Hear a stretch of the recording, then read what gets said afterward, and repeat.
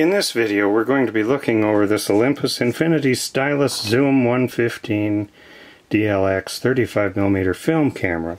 And my goal in making this video is to look this over on camera to give you the feeling like you almost have it in your hands and you're looking at all the things you'd want to see. And in order to do that, we have a scrap roll of film, a Type 123 battery. These are not included, they're just here for testing. So let's get started by first opening the battery compartment right here on the end and installing the battery.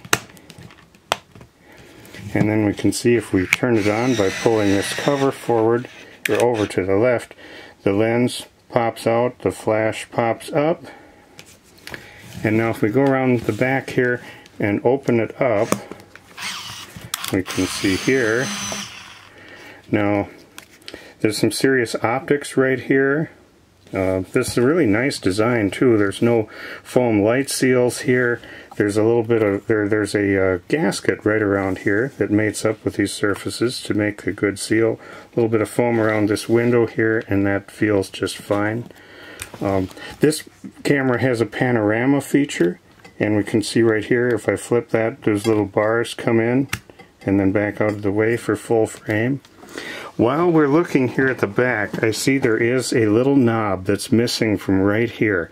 And what that was for was to adjust the focus of the viewfinder so that when you're looking through, you can adjust it to your eyes so that you could take off your eyeglasses and look through, or if you wanted to keep your glasses on, you could.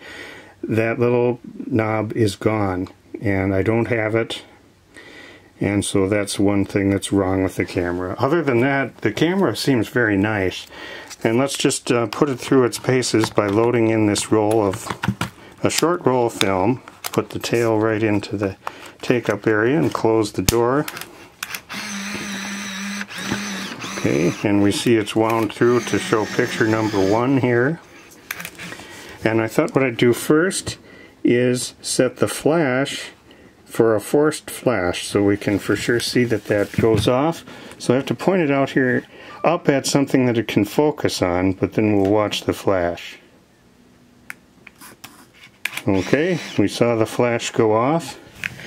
Then let's check out the flash has a red eye feature. And so now we should see some flickering. Wait, let's see. Well, I have to make sure it's forced to do that. I'm going to shut off this light here. There, we see that. And then I'm going to shut the flash off for the rest.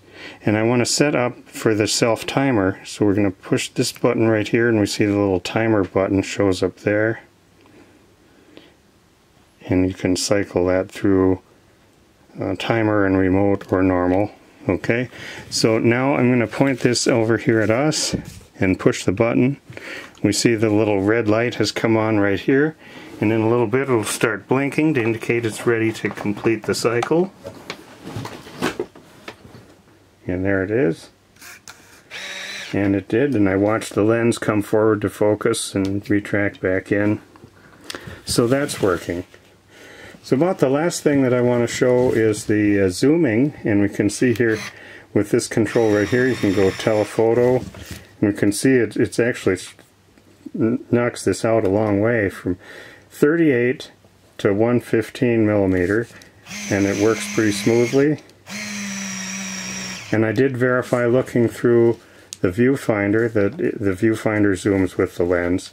And just for me, at least, when I looked through the viewfinder, everything was in pretty good focus, and I don't usually wear glasses.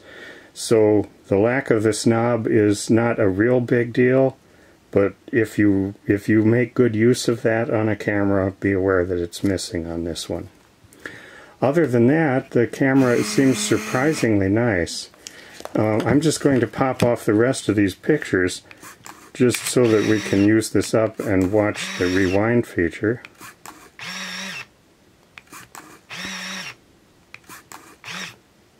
Okay, there it reached the end, and now everything retracts and we can watch the the film counter counting backwards here. 8, 7, and it'll go back to 1, and then it will go a little beyond that, and we'll hear the film break free of the take-up spool and make sure it's ready.